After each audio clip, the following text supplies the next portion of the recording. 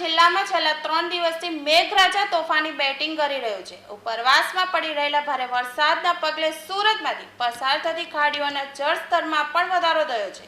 શાસક પક્ષ ખાડીપુરમાં મેદાને ઉતર્યું હતું। મેયર દક્ષેશ માવાણી, સ્થાયી સમિતિ અધ્યક્ષ રાજન પટેલ તેમજ ઉચ્ચ અધિકારીઓ સાથે ખાડી કિનારાના વિસ્તારમાં સ્થળની મુલાકાત કરી હતી।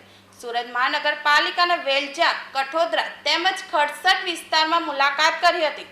સ્થાનિક આગેવાનો સાથે ચર્ચા પણ કરી।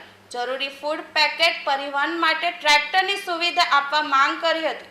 સાવચેતીના ભાગરૂપે ફાયર વિભાગની ટીમ તેમજ બોટ તેમજ જરૂરી તમામ વ્યવસ્થા કરવામાં આવી છે। વેલજા વિસ્તારના રાજીવનગરમાંથી લગભગ 60 જેટલા લોકોને સલામત સ્થળે ખસેડવામાં આવ્યા હતા। તેમને ફૂડ પેકેટ તેમજ અન્ય જરૂરી તમામ વ્યવસ્થા કરવામાં આવી હતી।